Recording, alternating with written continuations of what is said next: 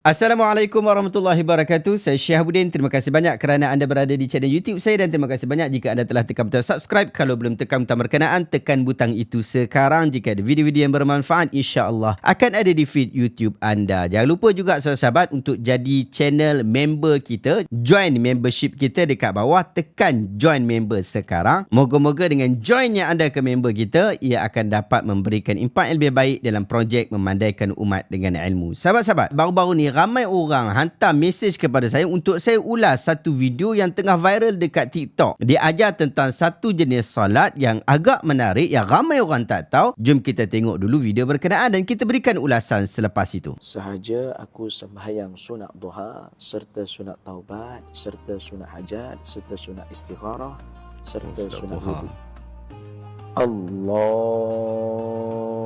Duha istigharah sekali kan. Assalamualaikum warahmatullahi. Assalamualaikum warahmatullahi. Baik, bismillahirrahmanirrahim. Ramai yang bertanya saya, Ustaz, betul ke tak betul dalam satu salat kita boleh bawa 5 niat? Ustaz, saya tak pernah dengar ni.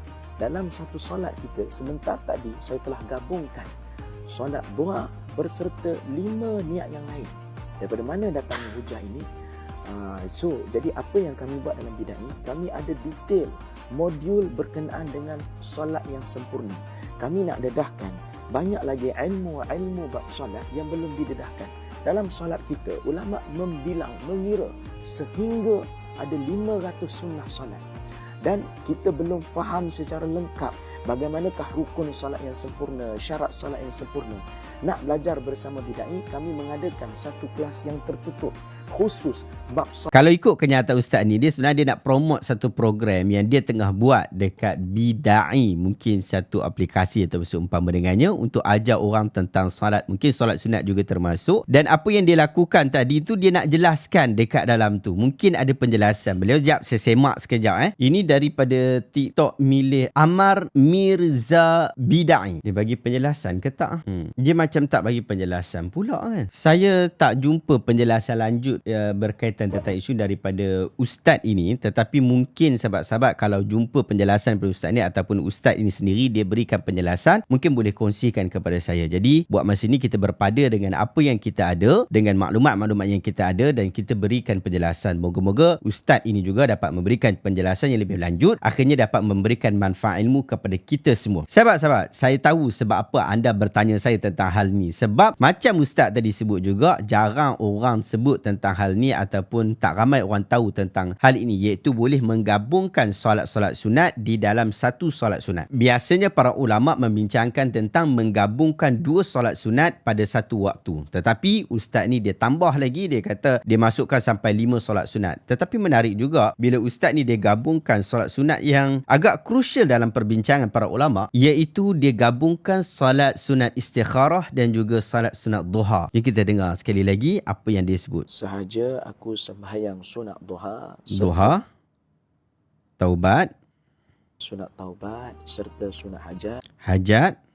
Jadi ada 5 kat situ. Istikharah, duha, taubat, wudu, hajat. Jadi ada 5 solat yang dia solat tadi. Pertama sekali kita kena tahu bahawa konsep asal bagi solat sunat ni adalah ia tidak digabungkan. Kita solat setiap solat itu satu persatu. Itu yang terbaik, itu yang the best. Dan itulah asal bagi solat-solat sunat. Demikian juga solat fardu. Ia tidak digabungkan, ia diasing-asingkan, melainkan datang nas yang membenarkan hal berkenaan. Kemudian para ulama membincangkan tentang isu jenis-jenis solat sunat yang boleh digabungkan dan tidak boleh digabungkan. Jom kita baca apa yang disebutkan oleh Jabatan Mufti Wilayah Persekutuan berkaitan tentang hal ni. Di dalam Al-Kafi 1950 hukum menggabungkan niat solat sunat. Yang ni direkodkan oleh Wan Ahmad Naqiyuddin. Soalan, Assalamualaikum. Waalaikumsalam. Apakah hukum kita menggabungkan niat-niat solat sunat dalam satu solat sunat sahaja? Contohnya solat sunat hajat digabungkan dengan solat sunat taubat. Mohon pencerahan. Terima kasih. Ringkasan jawapannya diharuskan. Maksudnya bolehlah untuk kita menggabungkan niat-niat solat sunat yang bersifat mutlak seperti solat hajat digabungkan dengan solat sunat taubat. Walau bagaimanapun adalah lebih baik dan afdal untuk melaksanakan setiap solat dengan niatnya masing-masing secara berasingan kerana ia lebih banyak ibadatnya. Wallahu alam. Itu jawapan ringkas. Dan ini pula jawapan yang panjang. Alhamdulillah, summa ba'. Pertamanya, solat sunat terbahagi kepada dua bahagian, iaitu solat sunat mutlak dan solat sunat yang mempunyai sebab tertentu, al-maqsudah. Solat sunat yang boleh digabungkan niatnya secara bersama ialah solat sunat yang bersifat mutlak. Antara solat sunat yang bersifat mutlak seperti mana yang disebutkan oleh Al-Imam Ibn Hajar Al-Haytami rahimahullah, ulama besar mazhab Syafi'i. Na'am, innawa mutlaq as-salah summa da'a ba'daha bima yatadammanu nahwa al-isti'adzah aw istikharah mutlaqah lam yakun bidzalika ba's. Dia boleh rujuk dalam Tuhfatul Muhtaj. Dia tak terjemahkan, saya tolong terjemahkanlah. Benar jika dia berniat untuk solat mutlak, kemudian dia berdoa setelah daripada solat berkenaan yang mana doa itu mengandungi isti'adzah, maksud minta Allah Ta'ala lindung kita daripada sesuatu, ataupun istikharah, iaitu doa-doa istikharah mutlaqah, lam yakun bidzalika ba'sa, maka yang itu tak menjadi masalah. Anda boleh rujuk dalam Tuhfatul Muhtaj jilid kedua muka surat 238. Berkaitan perkara ini, Imam Ar-Ramli menyebutkan bahawa seseorang mendapat dua solat sunat dengan setiap satu solat sunat yang dilakukannya. Beliau berkata, wa tahsulu sunnatan bi kulli salatin katahiyyah walil hajah. Terhasil dua solat sunat bagi setiap solat yang dilaksanakan seperti solat tahiyatul masjid dan solat sunat hajat. Rujuk Nihayatul Muhtaj. Manakala dalam Imam Abdul Hamid Asy-Syarwani pula menyebutkan beberapa lagi contoh solat sunat yang boleh digabungkan secara bersama seperti solat istikharah dengan solat sunat wudu dan apa yang sama taraf dengannya. Begitu juga solat sunat ihram, tawaf dan wudu. Kata beliau, wa tahsulu sunnatan bi kulli salatin katahiyyah nihayatun wa qawluhu sunnatan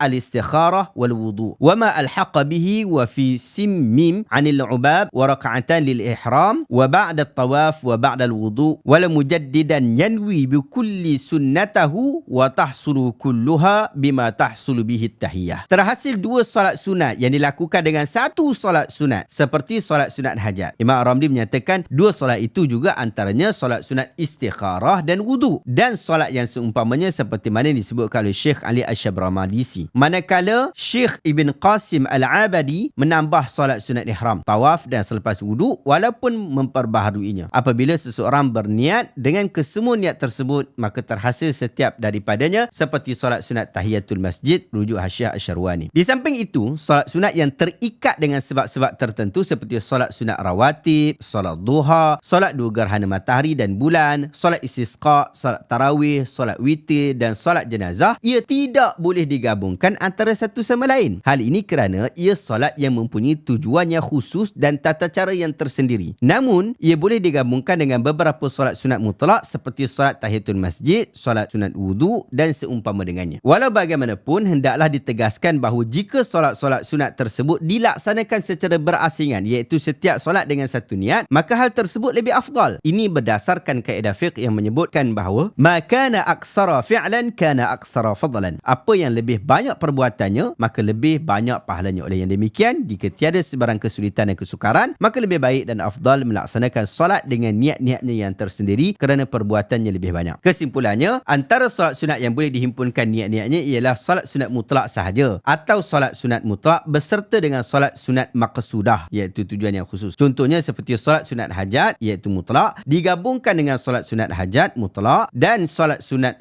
duha dan solat sunat duha maqsudah dan solat sunat tahiyatul masjid. Manakala solat sunat maqsudah, tujuan yang khusus, tidak sah dan tidak boleh digabungkan secara bersama dengan seumpamanya seperti mana yang telah disebutkan. Jadi secara ringkas sahabat-sahabat, kalau solat sunat tu dia ada bentuk tersendiri, waktu tersendiri yang tak sama dengan waktu yang lain, maka dia boleh tetap digabungkan, tetapi penggabungan dia itu sangat-sangat terhad. Tetapi kalau sifatnya itu pun cukup-cukup berbeza, tak dapat digabungkan, maka dia tak boleh digabungkan. Macam contoh solat sunat jenazah, dia bentuknya pun takbir 4 kali saja, tak ada rukuk, tak ada sujud. Jadi dia tak boleh digabungkan dengan solat-solat sunat yang lain. Demikian juga solat sunat gerhana, tak boleh kita nak gabungkan sekali dengan solat sunat lain kecuali solat sunat tahiyatul masjid. Sebab bentuk dia tu sendiri dia tak sama. Tak bolehlah solat-solat gerhana campur sekali dengan solat sunat hajat. Jadi tak kena keadaan seperti itu. Tapi macam ustaz kita tunjuk tadi, dia solat istikharah, dia solat wudu, dia solat duha, dia solat hajat, dia solat taubat, yang mana sifat-sifatnya lebih kurang, maka ini dibenarkan. Cuma lebih baik untuk dipisahkan. Apatah lagi ada crucial perbincangan para ulama pada isu solat sunat istikharah dan juga solat duha. Tetapi kalau nak selesaikan masalah ni, mudah saja. Selepas solat berkenaan, hang baca doa istikharah. Baru dia jadi solat istikharah dan juga solat-solat yang lain. Wallahu ta'ala a'lamu bisawab. Kesimpulan kita hari ni, apa yang Ustaz tadi sebut, tak ada masalah yang banyak terhadap isu itu. Tapi apa yang dia sebut tu perlukan penjelasan yang lebih panjang. Moga orang lain bila dengar, dia dapat faham lebih elok. Banyak lagi isu-isu solat sunat ni yang ramai orang tak tahu. Macam contoh solat sunat dalam kenderaan. Kita solat sunat sambil bawa kereta. Pergi kerja ni waktu duha dah masuk. Jadi sambil-sambil dalam waktu perjalanan tu kita solat. Waktu kita dalam perjalanan mungkin tengah hari atau sebagainya, kita nak solat sunat 2 rakaat juga. Solat sunat mutlak 2 rakaat juga. Boleh tak dalam kereta? Boleh, tak ada masalah. Solat sunat boleh buat dalam kenderaan. Banyak lagi tentang isu solat sunat yang anda boleh fahami. Ini buku saya yang saya tulis sebelum ini, Meneladani Solat Sunat yang diajarkan oleh Rasulullah SAW. Ada dalam bentuk e-book. Anda boleh dapatkan dekat link dekat bawah. Wallahu ta'ala alam, sahabat. Jumpa lagi dalam video reaction seterusnya. Assalamualaikum warahmatullahi wabarakatuh.